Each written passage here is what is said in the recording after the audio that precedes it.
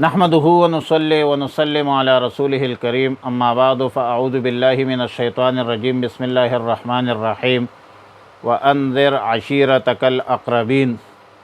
پارہ نمبر 19 سورہ شعراء، رکوع نمبر 11، آیت نمبر 214 تا 224۔ عشیرہ کا معنی ہے کنبہ یا خاندان، اور اقربین سے مراد قریبی رشتہ دار مراد ہے۔ رسول اللہ صلی اللہ علیہ وسلم پر دعوت و تبلیغ، انذار و تبشیر تو پوری امت کے لیے ہے، لیکن خاندان کے تخصیص میں حکمت یہ ہے کہ وہاں دعوت اور تبلیغ آسان اور مؤثر بنانے کا ایک خاص طریقہ ہے، جس کے اثرات بھی آثار بھی دو رس ہوتے ہیں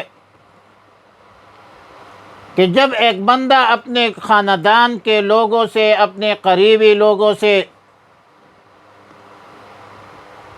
دعوت و توحید کی بات کرے، اللہ کی وحدانیت کی بات کرے، دین کی بات کرے، تو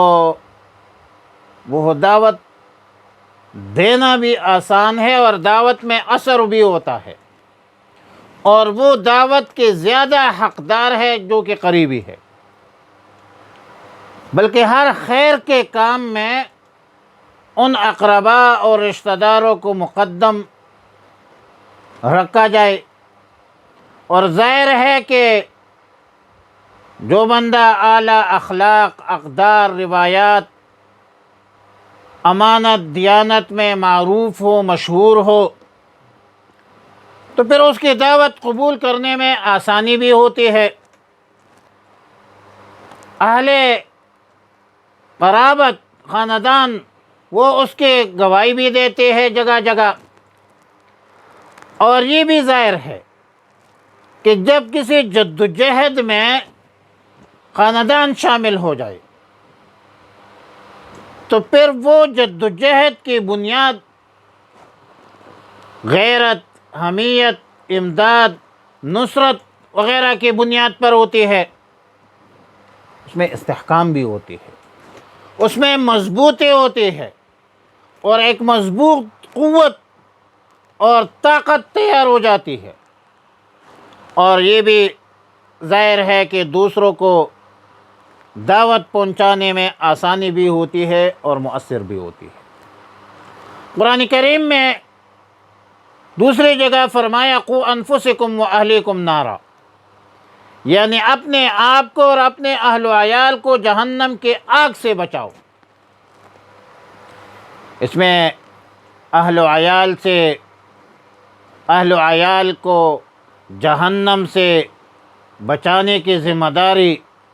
خاندان کے ہر فرد پر ہوتی ہے،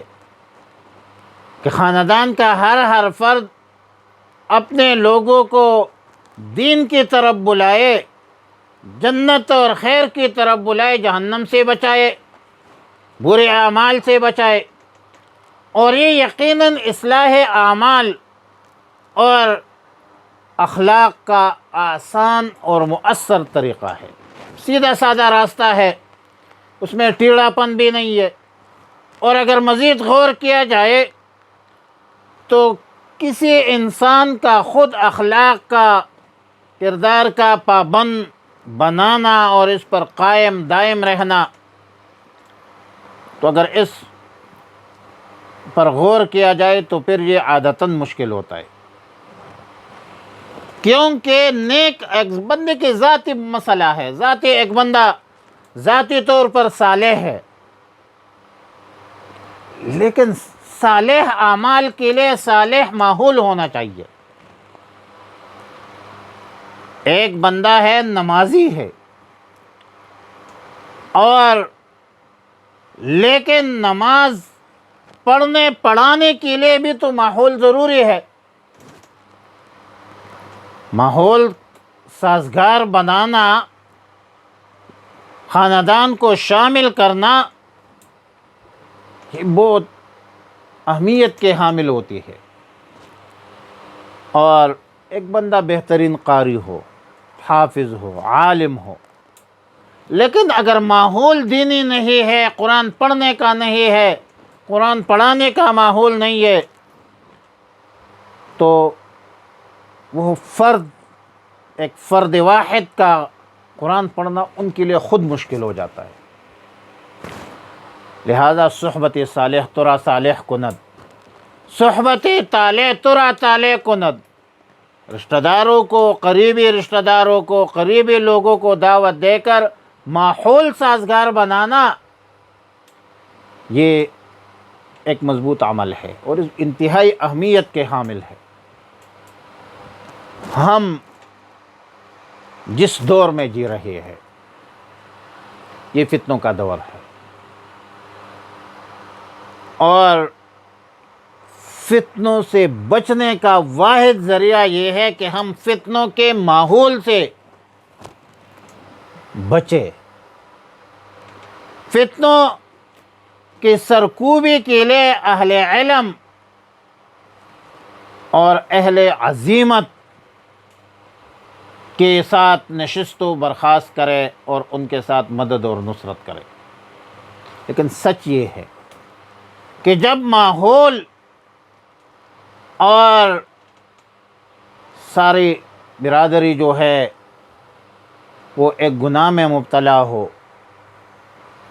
تو اکیلے آدمی کا پھر بچنا مشکل ہوتا ہے۔ کتنے صالح نیک لوگ ہیں کہ حرام پیسوں سے، حرام کھانے سے بچنے کی بھرپور کوشش کرتا ہے، اور کرنا بھی چاہیے بحیثیت مسلمان۔ گناہوں کو چھوڑنا بھی چاہتے ہیں، لیکن ماحول نے یہ بچنا مشکل بنایا ہے۔ اور ایک گناہ کو ایک رشوت ہے مثلا، ہر مسلمان اس کو گناہ سمجھتا ہے، لیکن ماحول ایسا ہے کہ ہر بندہ اپنی عزت بچانے کے لیے ماحول کی وجہ سے رشوت دینا اب لوگ دیتے ہیں۔ رشوت تو ہے، الراش والمرتش کلاہما فی النار، لیکن رشوت نہ دینا یہ ماحول ادھر بن گیا ہے کہ رشوت آپ دیں گے تو کام ہوگا، رشوت نہیں دیں گے تو کام نہیں ہوگا۔ آپ کے پاس پیسہ ہے یا طاقت ہے، پاورفل آدمی ہو، عہدہ ہے، منصب ہے، آپ کے پاس تعلقات ہے، تو تب آپ کا کام ہوگا، ورنہ دکے کاتے رہوں گے۔ تو بنیادی چیز جو ہے انما الاخلاق بالاحوال لا بالعلوم، ماحول کا بہت بڑا اثر ہوتا ہے۔ ایک بندہ کتنا نیک ہو، بزرگ ہو، ذاکر ہو، قاری ہو، حافظ ہو، لیکن ماحول ذکر کا نہیں ہے تو اکیلا بندہ ذکر کرے گا صرف ذات کی حد تک کرے گا، اور جب ذات کی حد تک ذکر کرتا ہے، قرات کرتا ہے، تجوید پڑھتا ہے، قرآن پڑھتا ہے، تو وہ پڑھنا بھی ان کے لیے مشکل ہوتا ہے، مصائب ہوتے ہیں، مسائل ہوتے ہیں۔ اور جب اللہ تعالیٰ نے یہ آیت نازل فرمائی تو رسول اللہ مبارک صلی اللہ علیہ وسلم نے اپنے تمام خاندان کے لوگوں کو اسلام کی دعوت دی، دین کی دعوت دی، اور اس دعوت میں سیدنا امیر حمزہ رضی اللہ تعالیٰ عنہ نے اسلام قبول کیا، اور ان کی اسلام لانے سے اس دینی اسلام کو ایک بڑی قوت اور طاقت ملی۔ اگلی آیت میں ان لوگوں کو دعوت کا طریقہ بتلایا کہ ان لوگوں کے ساتھ مشفقانہ انداز سے پیش آئے، اور جس نے بھی ایمان لایا ہے، خواہ کنبے میں ہو، خاندان میں ہو، یا غیر کنبے، غیر خاندان کے لوگ ہو، اور یہ جو ہے جو لوگ آپ کی بات نہیں مانتے، آپ کی دعوت قبول نہیں کرتے، تو صاف فرما دیجئے میرا کام جو تھا دعوت و تبلیغ تھا، اور میں تمہارے افعال سے بیزار ہوں، اور اگر اس دعوت کے ماحول میں مخالفین کی طرف سے کوئی ایذا کا خطرہ ہو، مصائب تکالیف پہنچانے کا خطرہ ہو، تو پھر آپ اللہ پر توکل کیجئے۔ آپ کا اٹھنا، بیٹھنا، چلنا، پھرنا، نمازوں میں سجدے، یہ سب احوال پر اللہ رب العالمین خبردار ہے، اور اللہ رب العالمین سمیع علیم ہے۔ وَأَنذِرْ، اور ڈراؤ عشیرتک الاقربین، اپنے قریبی رشتہ داروں کو، وَاخْفِضْ، اور جھکاؤ جناحک، اپنے بازو، لمن تبعک، جو آپ کی تابعداری کرتے ہیں، پیروی کرتے ہیں، من المؤمنین، مسلمانوں میں سے، فَإِنْ عَصَوْكَ، اگر وہ آپ کی نافرمانی کرے، فَقُلْ، کہہ دیجئے، انی بریء، میں بیزار ہوں، مما تعملون، اس سے جو تم کرتے ہو، وتوکل، اور توکل کیجئے، بھروسہ کیجئے، علی العزیز، غالب